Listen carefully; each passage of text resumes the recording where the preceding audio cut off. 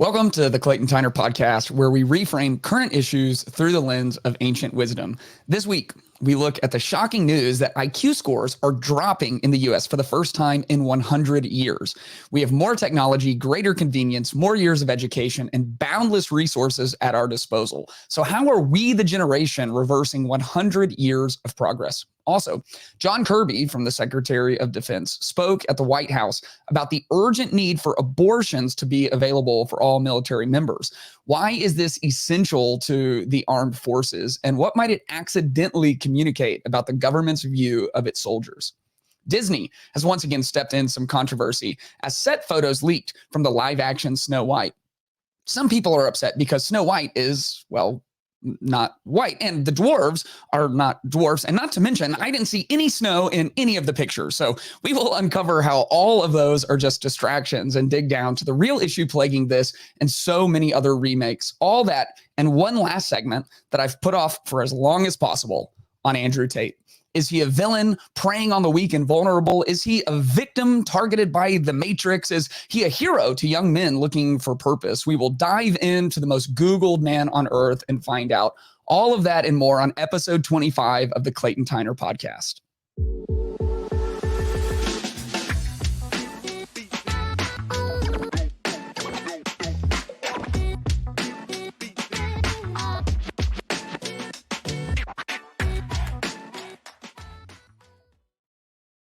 Episode 25, let's go, quarter of a way to our 100th episode. We are like steadily climbing in subscribers every week. We are the fastest growing podcast on YouTube that's named the Clayton Tyner podcast.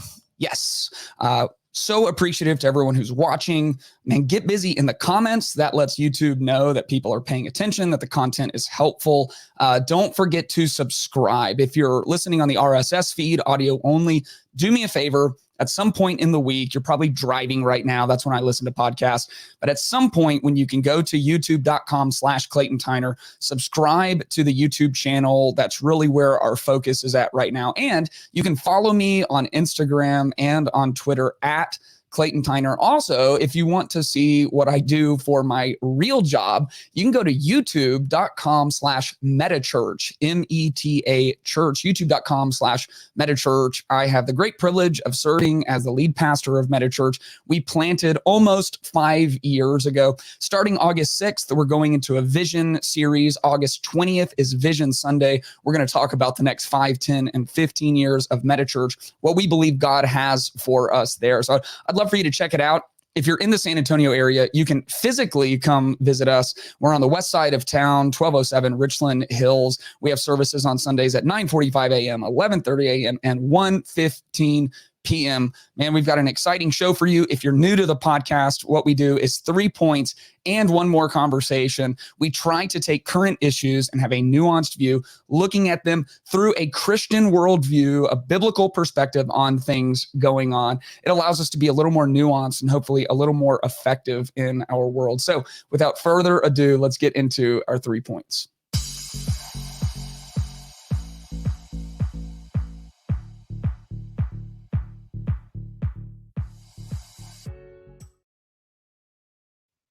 On our first point today, we look at the shocking news that IQ scores are dropping. The Flynn effect describes IQ scores rising 3 to 5 points every decade since the 1930s. Shockingly, that trend has reversed in the latest data.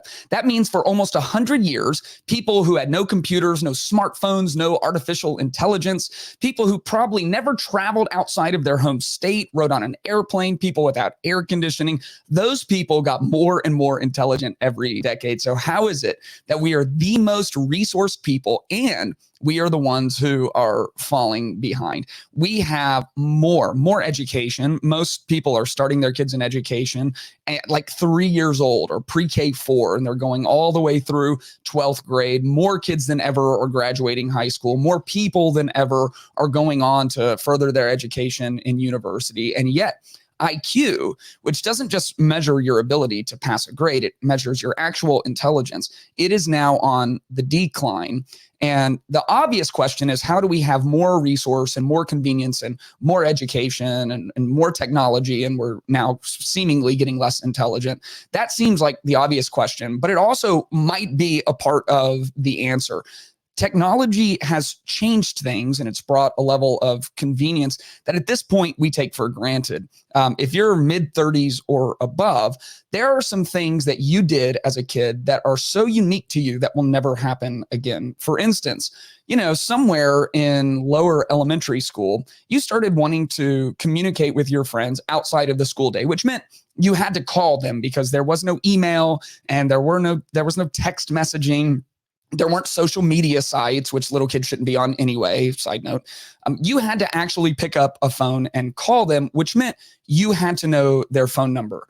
And at 8 or 9 years old, you would have in your brain a Rolodex, which, if you're like 25 and younger, you don't know what a Rolodex is. So even my analogies are outdated here. But you would have a massive list of phone numbers, 7-digit or 10-digit phone numbers memorized that you carried around in your mind all of the time. And you would pick up an actual phone, a landline, and you would punch those numbers in. Or if you're even more on the, upper millennial Gen X and beyond, you might have even rotated those bad boys into a rotary phone. You had all of this stored in your mind. You knew your home address. When you got to around middle school and you started being able to travel and go other places, you knew your home address. You knew your friends' home addresses. You knew your grandparents' home addresses. And now we give our middle schoolers smartphones, and all they have to do is open Google Maps or Apple Maps, and all they have to do is just push a button that says home, and it will give them directions. Not to mention, when you were growing up, you had to know how to read a map, right? The spatial reasoning and figuring things out. And that's something that is long gone and will never be around again. And even with us growing up, we had to learn how to use, a little bit more advanced calculators, which I was never very good at. When we were young, we had to learn mental math. You had to be able to do some pretty complex math in your head. And now we're beyond that. Now you can just Google the answers to the most complex math problems imaginable with artificial intelligence coming down the pike. All of this that I'm talking about is only going to get easier and more convenient. Growing up, you had to be able to pass a spelling test, and you had to be able to write a letter and have like proper, appropriate spelling in there. Now we have autocorrect on every device that our kids are using in school. Now we have Grammarly, which we can run through and not only get our spelling correct, but get all of our grammar correct as well. So with this convenience, we can appear smarter and appear more advanced when at the same time, we no longer have the necessity of the computational skills, the memorization skills, the spatial reasoning skills, so many of these things that we're just missing because of our development. It's a story in the New York Post talking about what's going on here. IQ scores in the US have fallen for the first time in decades. The future may not be as bright. IQ scores, that's a pun. The future may not be as bright. New York Post, bringing it hard. IQ scores have decreased in the US for the first time in decades. New research from the scientists at Northwestern University and the University of Oregon suggests the study, which was first published in the journal Intelligence this month, indicated that IQ levels had lowered, especially for those with less education in the 18 to 22 age group. The researchers set out to determine whether or not the Flynn effect, the steady increase in IQ scores across generation, had changed from 2006 to 2018 in the US. Younger generations are expected to have a higher IQ score than the previous age group since 1932. Average IQ scores have increased around 3 to 5 points per decade, the research explained. They went on to find that for the first time, we have reversed the Flynn effect. So we're more advanced. You can conceivably, if you have a high drive and a high work ethic, I know I have a friend who did this. You can drop out of school your sophomore year, and with some hard work and YouTube tutorials, man, you can build a business. By 18, you can be flipping houses and making real money. There's more opportunity, and there's more input, and we have more information. And we are the most knowledgeable generations who have ever lived, because all of the information from all of human history, it exists inside of our pockets. And at the same time, our IQ scores, our actual measure of intelligence, are beginning to lower. There's an interesting proverb. It says, where there are no oxen, the manger is clean. but it's through their strength that abundant crops are achieved. So it's like, look, you can have a clean manger. You can keep your barn nice and tidy. Just don't put any oxen in there. However, without any oxen, you're not going to bring in abundant crops. So if you want to really like grow, you want to grow your intelligence, you want to grow your skill sets, it's going to take hard work. It's going to take a messier route to learning multiplication than just like pushing a button and asking your phone the question of what times what equals what. You have to learn some actual skill sets. The book of James says, consider it pure joy, my brothers and sisters, whenever you face trials of many kinds, because you know that the testing of your faith produces perseverance. So let perseverance finish its work so that you may be mature and complete, not lacking anything. We have done away almost entirely with the need for actual computation, memorization.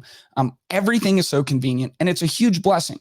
But at the same time, we're seeing some side effects from this. And look, I'm pointing at one potential reason the Flynn effect may be reversed and our IQs may be dropping. And there's a whole host of reasons.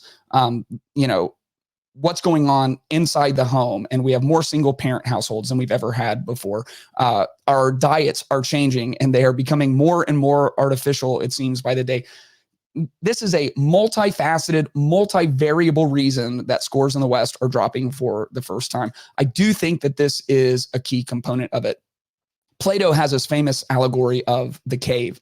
And in Plato's cave, there are people who are chained to the inside of a cave with nothing but firelight behind them, which means all they can see are the shadows on the wall. And that's all they've known their whole life. So to them, the shadows have actually become reality. And when they are released into the real world, they struggle with this new reality, which is actual reality, because all they've ever known is the shadows. And we are so plugged in to technology. We are so plugged into social media. And research is showing more and more that, especially for our younger generations, Gen Z, that the digital world is realer to them than the real world. In a very real sense, they're in a version of Plato's cave, and they're building incredible skill sets in the digital world at younger ages than any of us. I mean, it's like an old trope, but you can hand your kid your phone if you have a problem, and they will figure it out in a fraction of the time that you can figure it out. That's the world that they live in. However, IQ is a measurement of your real world intelligence. And so when they come out of their digital caves, they're having to struggle with real world skill sets. And if all of the computers crashed and all of the internet crashed and we had a real cyber attack and we couldn't just press a button or type into Google and it do all of our computation for us, we can have a real problem because we're not learning to memorize things and we're not learning actual reasoning. Our computers can do that for us. And we're not learning how to actually do math in our brains or on scratch paper. And so, yes, I'm like the old guy yelling at the sky. This isn't going anywhere. Maybe none of it matters, because maybe technology is just going to increase. And who cares if you have a low IQ? Because if you can use that technology efficiently, then you can be just as successful or more successful than others. I happen to think that your actual level of intelligence really does matter. And if for no other reason, it's because we are called to pursue wisdom. Wisdom and intelligence are not the same thing, but an aspect of wisdom is being able to think through things at deep levels. And intelligence is one of the markers of being able to think in multifaceted and diverse ways, being able to problem solve in unique and creative ways. That's a marker of intelligence. And all of those things play into wisdom. And the more that you are able to exercise your knowledge, your intelligence, your skill sets, and pair that with the fundamentals of wisdom. Wisdom is like intelligence applied into your life in meaningful ways. And as our IQ lowers, our capacity for wise decision-making can lower. And we're already living in a world that lacks wisdom significantly. We don't need any help making unwise choices. And if we continue to degrade our intelligence, we could really hurt our capacity to exercise wisdom in the real world. So even if there is not some cyber attack where we all go dark and we have no internet for the rest of time and only the people who know how to do math in their head can actually lead the country, even if that doesn't happen, if for nothing else, we should be doing real work, not just based on convenience in the real world. We should be leading our kids to be bored sometimes, to be off of screen sometimes, to limit their social media usage sometimes, to build real world skill sets, to build IQs so that we can exercise wisdom. While many states are tightening up their abortion laws post Roe versus Wade, the Defense Department is concerned that the lack of abortion access will hurt the military. So, what exactly is the argument? Is the argument that in order for the military to meet its function of protecting the innocent, we must be able to end the life of the most innocent, which would be babies in utero? Is the argument that pregnancy hurts the military's readiness, so women must be able to function exactly as men function? And how exactly is that a statement of equality? Can the military only recruit men if they promise that they can kill any unwanted pregnancies? This is a pretty shocking clip. And I realize like there's a massive argument pro-life and pro-choice. And one of the things we try to do on this podcast is ascribe the best intentions possible to those who hold maybe views that I don't hold or that you don't hold. We try to not just demonize. We try to assume ignorance before we assume malice. We try to believe the best about people's point of view. That's a little bit challenging for me to do, just to put my cards on the table with this clip. It was really making the rounds this week. This is John Kirby, who works for the Secretary of Defense. Let's see what he has to say. Abortion laws in this country that are now being passed are absolutely having an effect on their willingness to continue serving in uniform or to encourage or discourage, in this case, their spouses from continuing service. So if you don't think there's going to be a retention and a morale issue, think again, because it's already having that effect. And what does that mean? That means we lose talent, important talent. And we're, again, an all volunteer force. Recruiting is tough enough as it is with a very strong economy out there. We want to keep the people that we get, and we want to make sure that they can continue to serve. Okay, so he is directly correlating the morale for soldiers in the Army with the access to abortion, recruiting people into the Army with access to abortion, and military readiness with access to abortion. So what do we actually think, right? Because we can go the scientific route and the biological route. And I mean, you can go to any college campus in the world and look at any biology textbook, and they all come to the same conclusion. The only objective way to measure the beginning of life is at conception. And so, there's a lot of arguments out there for the pro-choice position where you try to determine viability. So when is it viable? But that vastly changes depending on where you are in the world and what medical technology you have. And the age of viability keeps getting pushed back further and further as technology increases.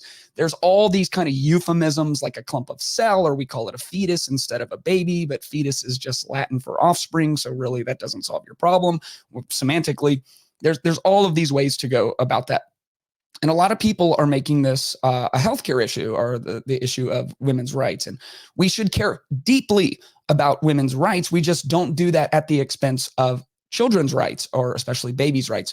And part of a healthy functioning society is that the strong protect the weak. And the more vulnerable somebody is, the more protections they are granted. And the most vulnerable person in the world is a baby who is still in utero. And so that is a simple pro-life position. We know in scripture, if you are a Christian, I'm a Christian pastor, how God feels about babies in utero. It says in Jeremiah 1:5, "Before I formed you in the womb, I knew you. And before you were born, I consecrated you." In Psalm 139, it says, "For you formed my inward parts. You knitted me together in my mother's womb. I praise you, for I am fearfully and wonderfully made." I'm not fearfully and wonderfully made at the moment that I am pushed through the birth canal. That's not when I'm valued. That's not when I'm known by God. It actually happens in utero. And so as a Christian, I see these verses and I say, God actually knew me in utero, that I had value to God. And because I was valuable to God, that's where our inherent rights come from. We hold these truths to be self-evident, which if you don't know, Thomas Jefferson originally wrote, I can't remember the exact wording, but that these truths were divine in nature. And Benjamin Franklin said, we should change that to not quite sound so religious.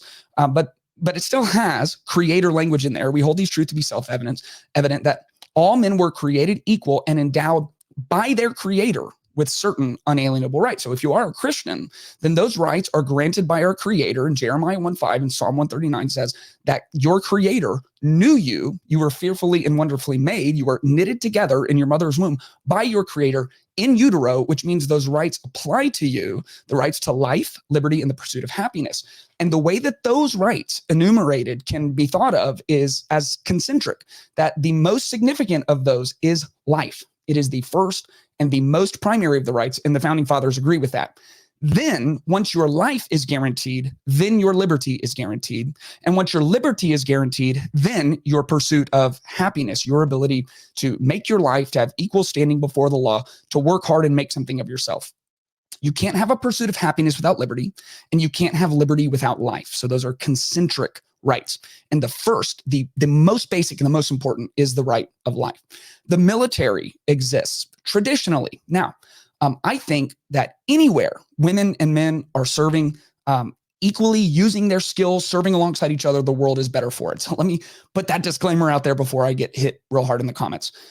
Historically, without question, the role of the military was for men, and virtually everywhere for only men. There are rare exceptions. Exceptions prove the rule. For men to go, and their primary role was to defend the women and children of their nation. And if you can't defend the women and children of your nation, then you are a failed nation. Okay, that was the role of the military. Now, we have progressed a lot since then, right? And we have way more of an egalitarian society, and we are better for that, right? And I'm going to get around to making this point, because I think what John Kirby is accidentally saying is that for women to be in the army, they have to be men. That's what I think he's saying, and I'll try to make that point here in a minute. But that was the point, is men go, and they protect the most vulnerable, the women and children at home. If you can't protect your children, then you're not a nation worth its salt. The case that for military readiness, for military morale, which is wild, for the morale of our soldiers, and for military recruitment, they have to have access to abortion, is the same as saying, if the military's goal is still with the military, and there's a lot of goals, multifaceted, the sovereignty of our borders, the protection of our nation state, the national interest, like all of the things that go into the military, but its most basic function is protecting the citizens, right? Protecting the citizens, and especially the most vulnerable, because the more vulnerable you are in a healthy society, the more protections you receive. So what he's saying is, in order for the military to do its most core job, which is protecting the innocent, we have to be able to kill the most innocent. That's a wild statement. That's a crazy thought.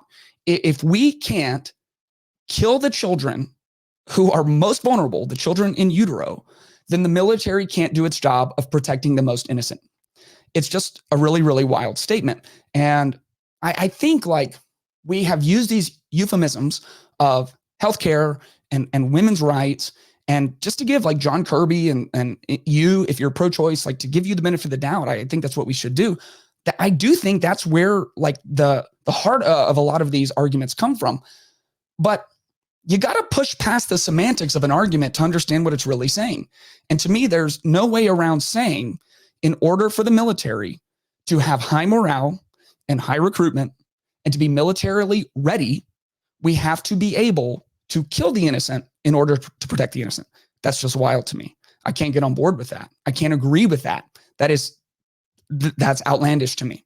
The other problem is it's saying, he starts off by saying specifically about women in the military and how they're not going to be able to function well. Well, what happens if a woman in the military gets pregnant? The ability to get pregnant is, it's like the greatest superpower in the world. I mean, it is what propagates the species. It's what built our world. It's what promises the continuation of the human race. And so what happens if a military woman gets pregnant and does not abort that baby? Well, then she has the baby and she's given some kind of maternity leave. And if, I don't know this, I was raised an Army brat, but I don't know this. My dad was in the Army, my mom was not. If the military isn't offering the world's most supportive, generous maternity leave, then I would love to see John Kirby get up at the White House and push for that. We have to make it to where our women in the military are fully supported by the military when they have children. I would raise a hand. I would say, amen, hallelujah. I would love that. Let's go down that route. The idea that, number one, anytime an employer is like, hey, and guess what? If you come work here, women, we'll pay for your abortions. You need to understand there's a conflict of interest. Of course, it is being cloaked as support of your rights, right? But if you have an abortion, then you maybe take a couple of days off and you get back on the assembly line at Amazon. You take a couple of days off and you're back on the floor at Tesla. You have an abortion, you take a few days off and you're back with your unit in the military, which means they're not having to pay for a maternity leave. They're not having to pay for all of your care. They're not having to take on those insurance costs. It's very self-serving, very self-serving. And this statement for a woman to have high military morale, to be able to recruit women into the military, and for the military readiness, the wartime battlefield readiness of a woman, she has to be able to abort her child, is very close to saying for a woman to function in the battlefield, she's got to be a man. And, you know, the people on the pro-life side of this argument are going to be seen as misogynist and anti-women's rights and everything else. I think this is a higher view of the equality of women, that you can fully embrace all that comes with being a woman, including conceiving, propagating the species, having children, raising a family, and have a significant role in the military. I think you can do both. I don't think you have to be a man in order to be successful in the military. I think that the military should be supporting you in all aspects of what make you important, all aspects of what make you unique, all aspects of what make you powerful and successful, including your superpower to propagate, to build our nation. I mean, the nation isn't built by magic. It's built by people having children in our nation.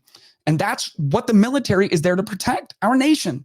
And so we're killing our nation in utero with our military members so they can push on. And I just don't get it. And look, I don't like Germany references, 1940s Germany references, because that's most people's only historical scope. And so I try not to make them, except when they just really seem to stand out as somewhat parallel to what I'm talking about. Before the Nazis were killing the Jewish people and Polish people by the millions, you may not know this, that started about 1941. But from 1939 to 1941, before they were gassing the Jewish people and the Polish people, they were actually doing that to their own people in Germany. This was something called Action T4. It went from 1939 to 1941. And a lot of the death procedures that they used in the Holocaust were actually developed during this time on use of their own people in Germany. And this was a process of eugenics. They were taking people who were not fit, who had diseases, who were mentally unwell, and they were just killing them. The range is somewhere between 90,000 and 400,000 Germans who were killed during this time. And most of these were children. And many of these were infants, and infants who were born and who weren't up to snuff. And they talked about the purity of the race. Of course, that's a whole Nazi thing. They also talked about military readiness to kill these children. And we see that. And because the children had passed through the birth canal, it is so obvious to everyone that that is evil. But what does that few inches of birth canal actually change? And how are we drawing the line so callously and so casually? And the Nazis had their reasons, and they were horrific and evil. And we have our reasons as well. And our reasons are based on convenience. Our reasons are based on military readiness. Our reasons are based on morale. And so morale is the pursuit of happiness. It's a volunteer force, right? Recruitment is the pursuit of happiness. Military readiness, maybe you can say, is to protect liberty. But remember, these are concentric circles. And none of those matters if we don't protect life. I bet someone could come on here and debate me and give their reasons that all of this should happen, and a pro-choice person who's really eloquent and can defend their position. What I'm saying is, when you push past the semantics, the arguments are to protect the innocent, we must be able to kill the innocent, or for women to function in the military, they must be, for all intents and purposes, men. And I believe that as a country and as a military and as human beings, we're better than that.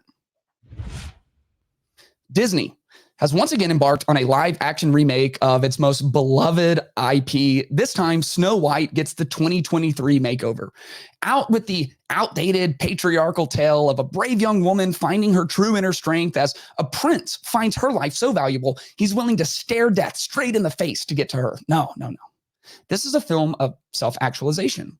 If the non-dwarves and the misunderstood queen and the idiot prince would just get out of her way, then Snow White may be able to realize that she was already perfect just the way she is. People freaked out when the set photos of Snow White showed up on their Twitter feeds and Instagram feeds for several reasons. Now, a lot of these I think are distraction. First of all, Snow White in the animated and pretty much, all of the forms that have been made was a Caucasian woman. And the reason for that is because in the actual original fairy tale, it described her skin as being white as snow, which is literally where the name Snow White comes from. Now, don't care, right? The Little Mermaid is, no longer a white redheaded girl, and everybody freaks out over it. I think it's a distraction. These are fairy tales, right? And so you retell the story. And just recently, we didn't talk about it, but Supreme Court struck down affirmative action. And, this is one of the consequences of affirmative action, is that anytime somebody who is from a minority background gets a role, affirmative action, hiring quotas, it gives people room to assume it was an affirmative action hire. And the person that's most unfair to is the person in that position, because for all you know, they tested tons of people, and maybe this wasn't true. Maybe he was filling a quota. I don't know. But it assumes they weren't actually the best for the role, that they didn't come in and just kill it, and just all of the directors and producers were blown away. And it's like, look, I know Snow White's normally white, but man, this girl killed it. She would be amazing. It just kind of assumes that, and it projects that onto them, which is one of the ways affirmative action tends to hurt the people who get put in the positions, because it gives people the chance to assume they aren't there on their own merit. And it is why meritocracy is such a powerful system societally. But all of that aside, people are upset by that. They're upset because the dwarfs aren't dwarfs. There was like one little person, and then all just normally sized people, and even not all of them were men, right? And the seven dwarfs were all men. And this is interesting because a lot of people are assuming this is because Peter Dinklage came out. Peter Dinklage, who is Game of Thrones and some other things. He came out, and when Snow White was being remade, he is like, man, that is just so wrong, and it just kind of makes fun of people with dwarfism. And interestingly enough, Peter Dinklage, who is a famous actor, may have cost 7 other people with dwarfism high-paying, famous jobs in this movie by complaining about this. And all of it just misses the allegory entirely. The thing about these fairy tales is they were built for kids, but they had deep interpretations to apply into life. Jonathan Pajot, who is a storyteller, he's redoing some of these famous fairy tales in order to just present the power of the allegories inside of them. Recently, I heard him in a conversation with Jordan Peterson, and they were talking about how the 7 dwarves who Snow White wakes up with, these represent like an extrapolation of men. And by the way, these are not dwarves like actual little people. These are mythological dwarfs. They're more akin to gnomes, like the traveling gnomes or the garden gnomes, who aren't real people or real individuals. And they're supposed to represent almost like a segmented version of what a full man would be. And so you can extrapolate out all of the best of the character of the 7 dwarfs, and you get something like a Prince Charming. And you can extrapolate the worst aspects of all 7 of them out, and you can get something like an evil villain. And she's having to learn how to cope with and live with these little versions of what masculinity offers her, when in her heart, what she's really longing for is Prince Charming. What you do is you ignore all of the allegory and you flatten out the piece altogether. Here, like, this little interview really gets to the heart of what I think is wrong, not just with what Snow White probably will be, and maybe it'll prove me wrong, but what it will probably be, and the problem with a lot of these remakes and just Hollywood in general today. Let's listen to just a few seconds of what we can expect out of the Snow White live action remake. You said you were bringing a modern edge to it on stage. What do you mean by that? I just mean that it's no longer 1937, and we absolutely wrote a Snow White that is not going to be saved by the prince. She's not going to be saved by the prince, and she's not going to be dreaming about true love. She's dreaming about becoming the leader she knows she can be, and the leader that her late father told her that she could be if she was fearless, fair, brave, and true. And so it's just a really incredible story for, I think, young people everywhere to see themselves in. Snow White is running for president. Okay, so this is not your 1930s Snow White, you know, the most beloved Disney movie of all time, the movie that started Disney in most. Forget about all that old, antiquated dominance, hierarchy, patriarchy, nonsense, keeping women in their place. All she is just love struck and wants her Prince Charming. Blah, you know, all of that. That's a, you know. Okay, so what is it going to be then? It is going to be a journey of self-actualization. And this is a real problem for Disney movies right now, and for movies in general, is self-actualization versus the hero's narrative or the hero's journey. Pretty much stories for all time have followed the hero's journey, the hero's narrative. And this is like the basic principle of storytelling, which is you have someone who is stuck in their equilibrium. Their life is fine, but it's nothing spectacular, and they're certainly not a hero. There's an inciting incident where they are called into action, and then they go into chaos and they go into the unknown, and they have to fight their way through it. And there's all kinds of tension. Along the way, they meet a guide, and this guide helps bring them to the climactic point where they either are able to get rid of the parts of their character that are holding them back. They have new training and new skill sets that are built inside of them. It usually requires some form of higher level sacrifice. If they're able to do that, then they go into the falling action and they resolve in a heroic narrative. If they're not able to do that, they fall back into the chaos of the unknown, and it is a tragedy. And that is the story of someone who isn't all that they could be, who isn't living the life that they should be, who hasn't built the skill sets that they need, who isn't living as a hero, and they have to go through deep suffering and make massive mistakes and be led by a guide to the point where they can take on the heroic role that they were meant to play, and it changes their life forever. That's the hero's journey. What we do now is not the hero's journey, it's self-actualization. And self-actualization, there is no real struggle. The only struggles have nothing to do with the main character. It's not internal struggle. It's not lack of skill set. The only struggle is all of the incompetent idiots, usually men, around them, and all of the dominance hierarchies that are holding them back. In self-actualization, there is no guide. As a matter of fact, everyone that the main character meets, they end up being the guide for them. The main character is always the guide because they don't need a guide because they're perfect just the way they are. There's no real costly mistakes. Other people make mistakes sometimes in these narratives.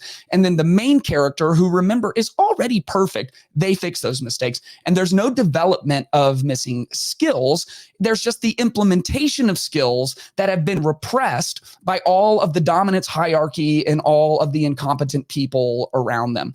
So this is like Mulan that Disney put out during the pandemic. This was a great example of this because the original story that was told in animation, it was of someone who was called into action and who struggled, way weaker than everyone else. I mean, Mulan was a woman and she dressed herself as a man and she was surrounded by men and she was super uncomfortable, and she tried to climb the pole and she couldn't even get 2 feet up there. And you know, she had to learn and grow and be broken down and go through heartache and struggle. And she had a guide that was given to her by the gods, Mushu, you know, who was an imperfect guide, but helped her along the way anyway. And she had some other men who came alongside her and helped her to grow and to develop. And eventually she's willing to sacrifice of herself to save the dynasty. In the new Mulan, the live action remake, they put aside the hero's journey, and instead it was a story of self-actualization. The first time we see Mulan, she can like walk on air like Crouching Tiger, Hidden Dragon, and she's kind of magical. And if she will just embrace who she already is, already perfect, then she'll be fine. When she gets to camp, the training montages are completely different. She can outwork everyone. She's stronger than everyone. She effortlessly beats everyone. She carries things up the hill that nobody else can carry. She's already perfect. She doesn't need a guide. She doesn't need to change. She's just perfect the way she is. And the only thing holding her back is the incompetence of the people around her. Even though most people going to these movies are not analyzing them at this level of story, they just fall flat because there's something inside of us that longs to be called into the hero's journey. There's something inside of us that longs to get up off of our couches and off of scrolling our phones and be called into the adventure of a lifetime. And we know ourselves. We know that we can't actually walk on air. We know that we aren't already stronger than everyone. We know that we are broken and flawed in so many ways that we desperately need help. And the hero's journey is applicable to everyone. You're not what you could be. You're screwed up in significant ways. You're lacking skill sets. But if you will get off your couch and get off social media and get into the real world and try something significant and be willing to sacrifice and get a guide in your corner and climb the mountains and go through the struggle and die to yourselves and sacrifice for others, you can live as a hero too. And the story of self-actualization is you're perfect exactly the way you are. Get out of my room, mom. Stop telling me what to do. If only everyone would get in my way. If only I wasn't oppressed by the hierarchies around me, then I could just fully spread my wings and fly. And it's not how life works. And that is how you become depressed and anxious and lonely, because you buy the lie, you're perfect just the way you are. You don't need a guide. You don't need help. And you do need help. And you do need a guide. And you do need to get some of the crap out of yourself that is holding you back. And you do need to build new skill sets that can only come through suffering and through struggle. We have to be willing to do that work. And look, the other problem with this, so self-actualization is a real problem. The other problem is whether we're better together as complementary sexes or whether we're better as independent individuals. You heard them say two things. Number one, this is a journey of self-actualization. And number two, hey, don't worry, guys. This is not about Snow White being in love with a prince. The story of the prince is a man who is so enamored and so highly values Snow White or Sleeping Beauty or fill in the blank with fairy tale characters. So enamored that they are willing to lower their station. They are willing to fight the dragon. They're willing to go to the depths of chaos. They're willing to wander into the unknown of the forest. They are willing to stare death in the face because this woman is so valuable to them.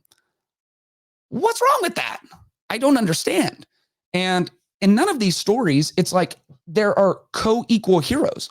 I watched Snow White as a kid. And it wasn't like, wow, man, Snow White, it sure is helpless. What an idiot. It's a good thing that the prince is there. They were like co-heroes who complemented one another. I've not seen the Barbie movie. Not gonna, okay?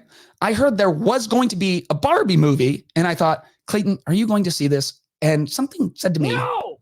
like, no, but it's huge. It's a huge marketing campaign. Maybe I should see it. No! Okay, but really, it could make a good podcast episode. And finally, No! and I said, you're right, Michael Scott, I will not see it. But I've read some long form reviews. I've watched some long form reviews, and I actually don't care about spoiling it, but I won't, I guess. All I can say is like the core of the movie is men and women are not better together. They're better as independent individuals. And this is the lesson that we're teaching more and more often in our movies today, is not these complementary forces. You'll remember that like at the very beginning of it all, what scripture says is it is not okay for Adam to be alone. I will make him a helpmate. And it's like, oh yeah. Well, that's the woman's role. She's just the helper. Those words in the Hebrew, what they actually mean is someone to come in as a helpful adversary, a complementary force to help you be all that you can be. And that's the role that we play with each other. And we're throwing that out, and we throw it out, I really do think, at great cost to ourselves and great cost to the stories that we are wanting to tell, and great cost to the hero's narrative, and great cost to what we're teaching young men and women about the power of a union between two people who love each other so much that they are willing to go to the depths of chaos for one another, not just swipe right every once in a while and have a hookup, but fight the dragon. And that like should be the goal. That is a good lesson. I want my daughter to learn that lesson, that the only man who is worthy of you is a man who is willing to actually go out and fight the dragon to get to you. Like that is a good lesson. And you're just better by yourself, just an autonomous, independent woman. You don't need no man. That's a lesson that we're watching play out in real time, and it is not functioning well in our society. So Snow White's not white. Who cares? The dwarves aren't dwarves. Who cares? There's no snow. Who cares? What actually matters is we've thrown aside the hero's narrative for self-actualization, and we've decided that men and women are not better together. We're just better as independent individuals. And here is my prediction. This movie will go just as poorly as their other remakes. Nobody really knows exactly why they're failing, but I think we've touched on some of those reasons today. So after all of these 3 points, let's now get to our last section and one.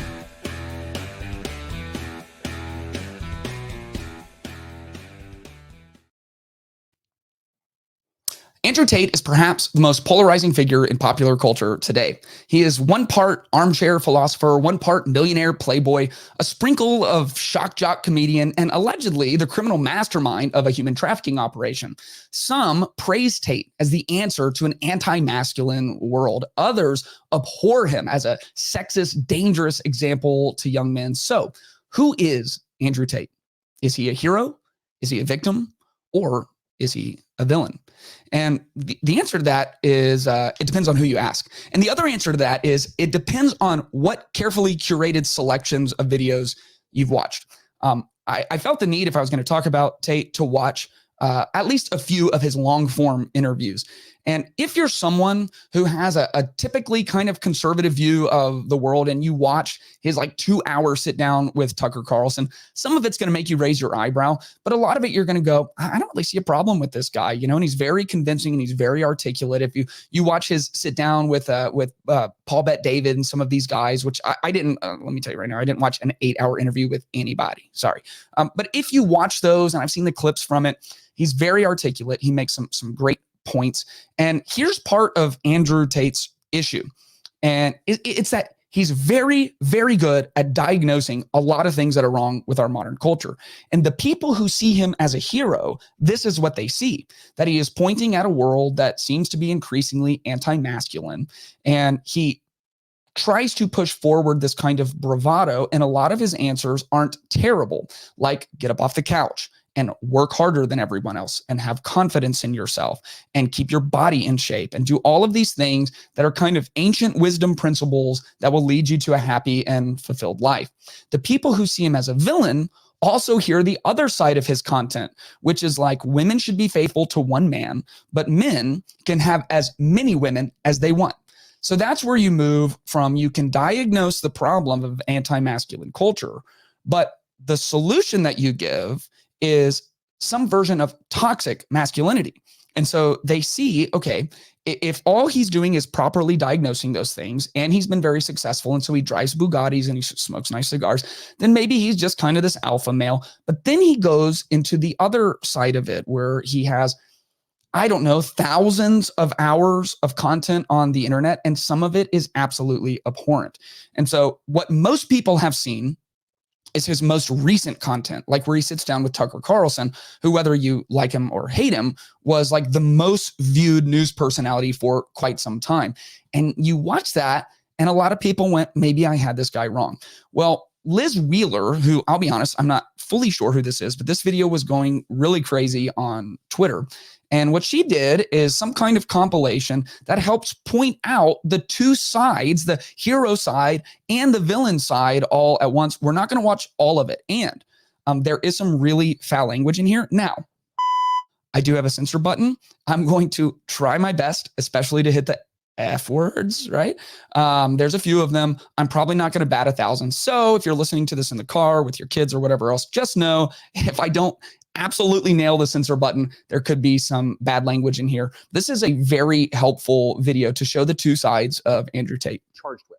That's a really good question. I'm charged with being the head of an organized criminal group, which is in charge of recruiting girls to make TikTok videos. They face charges, which include human trafficking, rape, and forming a criminal gang to sexually exploit women. OnlyFans is the best hustle in the world. Are they accusing you of using violence or? No.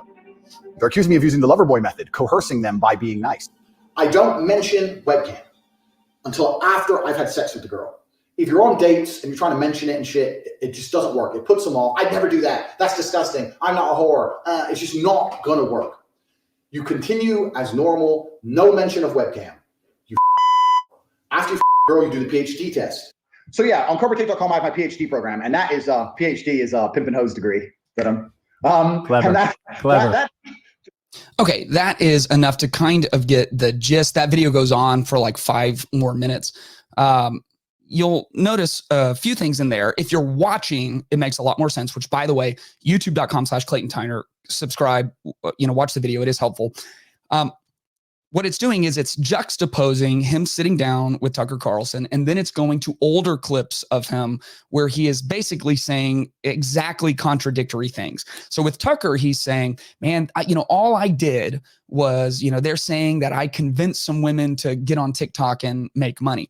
However, there's hours and hours and hours of footage of Andrew Tate in all different interviews, different forums on the internet, different YouTube clips, where he's specifically talking about how he initially made his money running a webcam business where he was basically pimping out these women. He says to Tucker Carlson, they're accusing me of using the lover boy method, which I guess is a legal term for having women fall in love with you, where they trust you. And once they trust you, then they're willing to do some things like get on a webcam and do sexual things in order to make you money. He's like, that's crazy, the lover boy method. Well, then there's just almost endless clips of him describing this. Literally, he sold this as his PhD program, his pimpin' hose degree. Wow. I mean, branding is just terrible. So who is Andrew Tate? And what he's somewhat saying now, what he needs to do, if he really is a new man and everything before this moment, because he is being charged with human trafficking, he is being held under house arrest in Romania and he faces serious prison time. What he needs to do is very clearly, and look, the top G's who may watch this, you probably have all the facts of why I'm wrong about this. Maybe he's already done this, right? But what he needs to do is come out and very, very clearly say, look, for about my first 10 years on the internet, I was playing a character. I was playing this character and I made this whole elaborate backstory and I was completely wrong. And all of that was very childish and foolish. Instead, he's just kind of acting like it hasn't happened. And in the couple of interviews I've watched, what he'll basically say is, look, the way that I talked on the internet when I had 100 people watching is very different than how I talk about it now that I have 50 million people watching. Man, the scriptures say so many things about our words. Proverbs says when words are many, sin is not absent. When words are many, when you just talk all the time, sin is abundant, but he who holds his tongue is wise. It says, he who guards his mouth and his tongue keeps himself from calamity. James, the brother of Jesus, said, likewise, the tongue is a small part of the body, but it makes great boasts. Consider what a great forest is set on fire by a small spark. True masculine heroes, here's what I believe, will point young men to Jesus, the ultimate picture of a purposeful, powerful man. Like I said, Andrew Tate has some good diagnosis about our culture and the problems in it. And the problem, young men are killing themselves at record rates. And men in general kill themselves at like orders of magnitude more than women do. And men are depressed and they're not making any money and they're just moving back in with their parents, spending all of their time online, like looking at porn for 10 hours a day and just living these debilitating lives. So his answer, once he has accurately diagnosed this problem, is toxic in itself. I mean, you need a proper diagnosis. If you have cancer, you want to go to a doctor who finds that cancer. But the prescription for your cancer can't be like arsenic. Like, yeah, that will kill your cancer. It will also kill you. Tate talks about how he has lots of kids with lots of different women.